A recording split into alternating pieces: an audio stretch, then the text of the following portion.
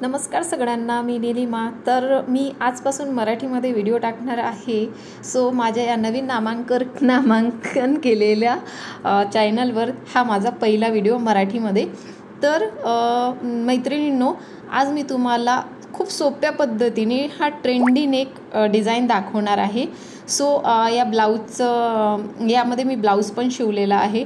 तर बघा, सगळ्यात आधी तर ड्रेसचं मेजरमेंट घेतलेलं आहे। बंद गळ्याचं ड्राफ्टिंग आहे, ब्लाऊजला पण आपण बंद गळ्याचं ड्राफ्टिंग घेताना सेम असंच घेतो। तर फुल शोल्डर प्लस हाफ घेतलेला आहे। फुल शोल्डर आहे 16 इंच, तर मी शोल्डर हाफ घेतलेला आहे। ओके, शोल्डरच्या हाफ 8 इंच आणि आर्म होल पण 8 इंच घेतलेला आहे। तर बघा, आपली हे चेस्टची लाईन येते आर्म होलला, तर ही चेस्टची लाईन झालेली आहे। वेस्ट लाईन आपली स्लीटची लाईन, हे आडवे उभे मेजरमेंट आणि आडवे मेजरमेंट जे चेस्ट राऊंड वगैरे येतो, chest round, waist round, hip round. Okay, तर बघा, शोल्डर स्लोप दिला आहे 1.5 इंच, तिथून आपल्याला 2 इंच सोडायचं आहे। आता 2-2.5 इंच जास्त पण सोडू शकता तुम्ही। ओके, जे आपलं शोल्डर पट्टी येईल आणि त्याच्यामध्ये नॉट येईल। ओके, जी की आपण डिझाईनमध्ये बघितलेली आहे। मी शेवटी ड्रेस स्टिच केलेला आहे, त्याचा हे पण दाखवलेला आहे।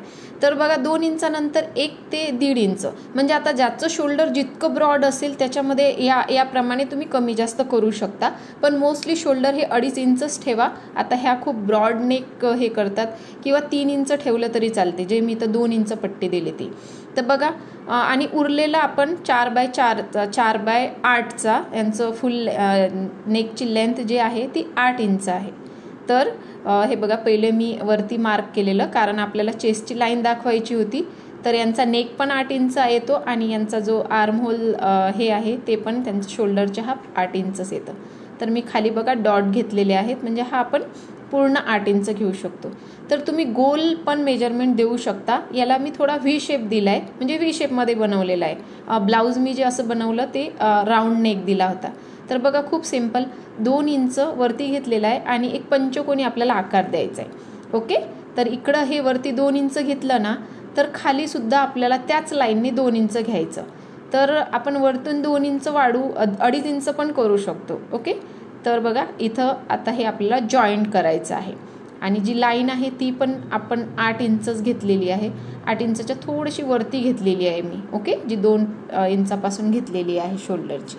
तर बघा, हे असंच ड्राफ्टिंग मी ठेवणार आहे आणि याच्यावरती मी कॅनव्हास पेपर जो आहे तो मार्क करून घेईल। तर बघा, मी अस्तर पण कट केलं आहे, सॉरी, मेन फॅब्रिक पण कट केलं आहे।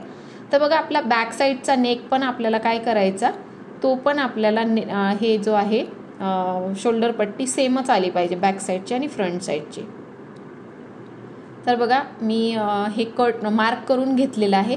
आता याच्यामध्ये ना आपण थोडेसे चेंजेस करू शकतो। तर बघा, ही पट्टी ना जेव्हा आपण दोरी लावू, ही बघा अशी क्रॉसमध्ये जाऊ शकते। तर काय करायचं ना, आपण याला मी 1.5 इंच जास्त घेतलंय, म्हणजे 2.25 इंचाचं शोल्डर घेतलंय, 2.5 ते 2.25 इंचाचं। ओके, तर बघा, हे 2.5 इंचाचं घेतलंय। तुम्ही थोडं जास्त सुद्धा घेऊ शकता, कारण जे क्लायंट्स जे असतात त्यांना खूप ब्रॉड नेक आवडतो, त्यांच्यासाठी ठीक आहे। पण ज्यांना नाही आवडत पण असा नेक शिवायचा, तर त्यांच्यासाठी थोडं कमीच घ्या, म्हणजे शोल्डर पट्टी जास्त घ्या, नेक जो ब्रॉड आहे तो कमी घ्या। तर बघा, इथं पण ना मी काय केलं, थोडं 1/2 इंच वरती घेतलंय, खूप खाली गेलेला तो नेक, तर आपण त्याला थोडंसं वरती पण घेऊ शकतो। तर मला असं वाटलं की ते खूप डीप जाणार त्यांना। ओके, ड्रेस आहे, तर ब्लाऊज असलं तर साडीच्या पदराने झाकून जातं, पण मग मी त्याला थोडंसं कमी केलंय। बाकी ओव्हरऑल सेमच ठेवलाय, मध्ये आपली दोरी येईल। सो बघा, मी कॅनव्हास नॉर्मल नेक आपण ड्रेसचं फिनिश करतो तसं फिनिश करून घेतलेलं आहे। तर बघा, हे असं टर्न करून घेतलेलं आहे। याच्यामध्ये गोल शेपसुद्धा खूप छान दिसतो, मी ब्लाऊजचा व्हिडिओ इन्स्टाला टाकलेला आहे। तर बघा, आता आपलं फ्रंट फिनिश झाला नेक। तर काय करायचं, नेक फिनिश झाल्यानंतर ही जी आपली शोल्डर पट्टी आहे ती बॅक साईडला ठेवायची, म्हणजे जास्त कन्फ्युजनची गरज नाही आहे। आणि थोडंसं 1/2 इंच मार्क पुढे करायचं, कारण की आपण जेव्हा त्याला गळ्याला पट्टी लावू तर ते टर्न झालं पाहिजे। ओके, तर दोन्ही नेक इक्वल येतील, 2.5 इंचाचे। तर बघा, मी 1.5 इंचाचा गळा कट केला आहे। ओके, म्हणजे ब्रॉडनेस ही आपली फ्रंटच्या एवढीच आहे, पण डेप्थ जे आहे ते फक्त 1.5 इंच घेतलेली आहे। स्टिचिंग करून 1.5 इंच आलेली आहे, तशी 2 इंच घेतलेली आहे. तुम्ही 1.5 इंचसुद्धा घेऊ शकता, 1 इंच म्हणजे आली तरी चालेल. तर बघा ड्रेस माझा रेडी झालेला आहे क्लायंटचा आणि हा खूप सुंदर दिसतोय. घातल्यानंतर त्यांनी अजूनच छान दिसत होता, पण मी त्यांचे फोटो नाही घेऊ शकली कारण प्रत्येक क्लायंट्स फोटो देतेच असं काही नाही आहे.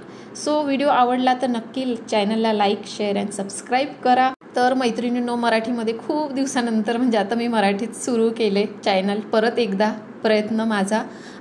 तर बघा या ड्रेसला क्लायंट्सला ना पॉकेट पाहिजे होतं, तर मी त्यांना पॉकेटसुद्धा लावून दिले. आणि त्याला बॅकला जी डोरी आहे ना, मी ते अस्तरच्या फॅब्रिकचीच केली कारण की मेन फॅब्रिक खूपच पातळ होता आणि छोटेसे लटकन लावले.